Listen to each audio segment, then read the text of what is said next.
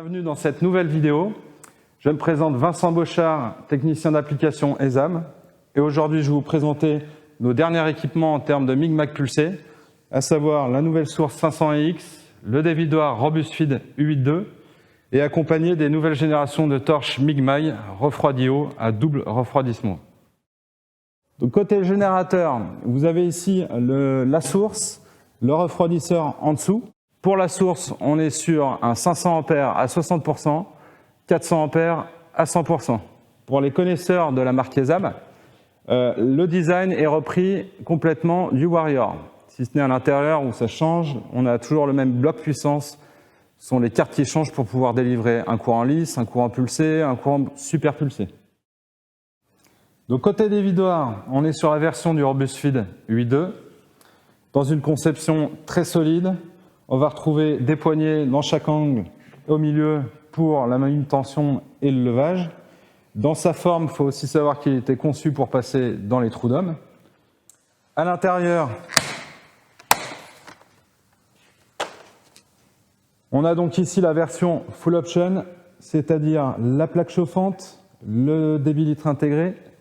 Côté dévidoir, on a revu le système complètement pour augmenter la qualité de dévidage. Sur le capot supérieur, on a des petits rangements pour les galets qui ont eux aussi été revus avec un système de couleurs pour se repérer suivant les diamètres de fil. Des rangements pour nos guides fil suivant aluminium ou acier et des petits rangements aussi pour des tubes contact d'avance. À côté, on va retrouver des informations pour nos pièces consommables et aussi pour le serrage des galets suivant si on utilise un fil aluminium, fil fourré ou acier.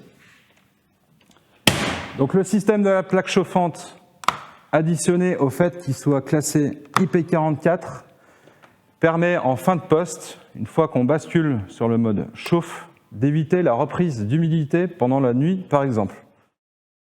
Les branchements du faisceau, donc on retrouve la communication Buscan, le gaz, le refroidissement eau et la puissance. Tout ça permet de garder les connexions et aussi les cartes à l'abri, humidité, poussière. Et ici, on a aussi un système de presse-étoupe en quart de tour qui permet de venir brancher le faisceau rapidement, mais aussi de le maintenir à éviter les arrachements. Donc, une fois verrouillé, le faisceau est bien maintenu à l'intérieur du dévidoir. Et en plus de ça, comme il est prévu pour le chantier, on a aussi ajouté une prise au cassé, 50 mm, pour pouvoir venir brancher une pince porte-électrode si besoin. Donc niveau torche, on a pris le modèle PSF 520W de la nouvelle gamme, donc nouvelle ergonomie, avec toujours un système de rotule à la base de la torche pour garder de la souplesse, un facteur de marche à 500 A 100%, un double refroidissement au niveau du col de cygne, un en extérieur ici et un à l'intérieur du conduit pour refroidir la gaine fil. On est toujours sur un modèle PSF, donc on garde les consommables dédiés, c'est-à-dire tube contact plus long, alliage cuivre zirconium, et une buse vissée. Le tout avec le refroidissement permet de garder un dévidage constant et surtout de réduire la consommation des tubes contact et de la buse. Niveau installation de la bobine, vous pouvez déjà voir à l'intérieur les systèmes d'éclairage LED, qui sont toujours très pratiques. On vient installer la bobine et vu que le système de dévidage a été complètement revu et surtout sur l'alignement des guides fil et galets, je peux garder mes galets fermés, présenter le fil à l'entrée et envoyer la rotation des galets. Et le fil part dans la gaine sans problème. Donc au niveau du fil, j'ai installé une bobine de fil aluminium, série 5000, nuance 5356, et évidemment j'ai mis une bobine de marque ESAB. Donc pour information, toute la gamme de fils en série 5000 connaissent un process supplémentaire par rapport à un entrée de gamme, un process supplémentaire de décapage mécanique.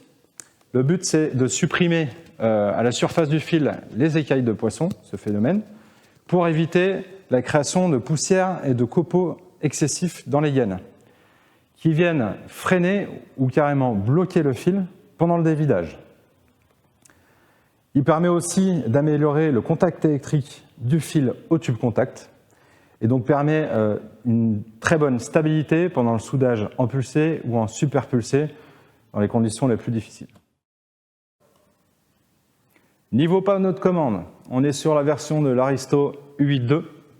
C'est un panneau qui permet beaucoup de possibilités, notamment l'utilisation de courant lisse, courant pulsé, courant superpulsé.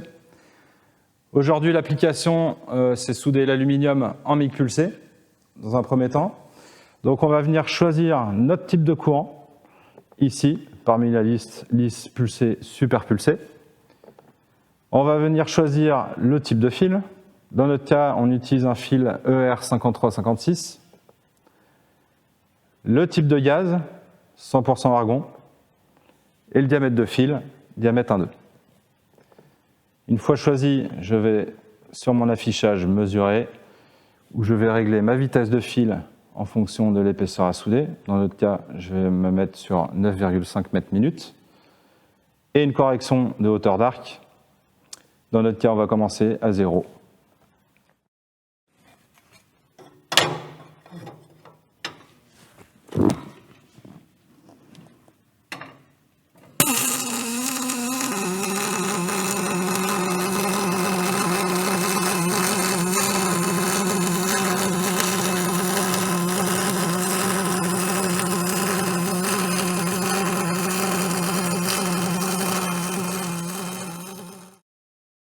La soudure est terminée.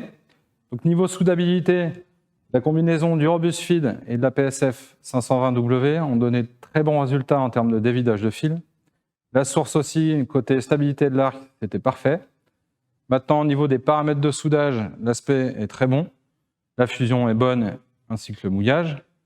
Et le petit détail, c'est que j'ai avancé en pas de pèlerin, d'où l'aspect des stries de solidification comme ça. Donc maintenant, on va essayer de refaire la même, mais en passant en réglage superpulsé.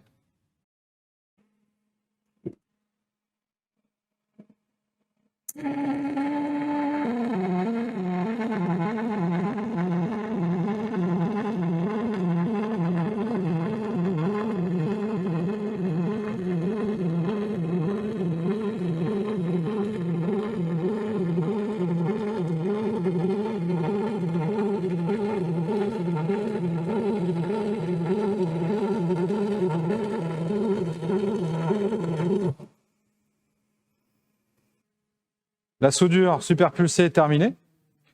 Niveau soudabilité, aucun problème non plus. Niveau dévidage et niveau stabilité de l'arc.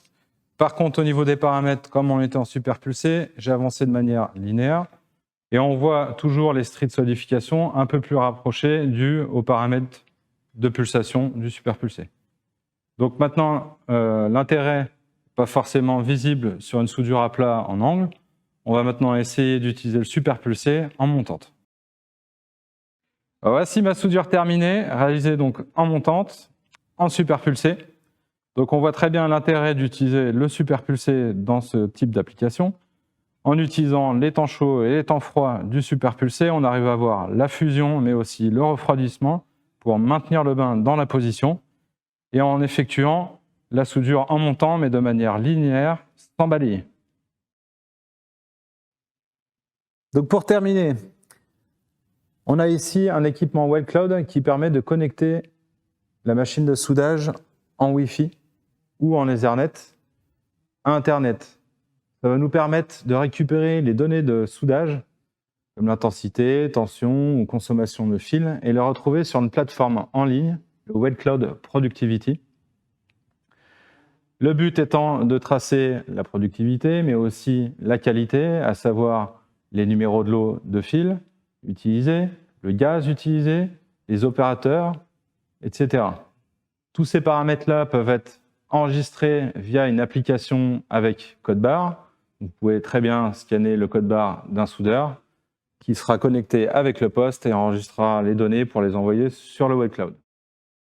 J'espère que la vidéo vous aura plu et je vous dis à bientôt dans les App Studio.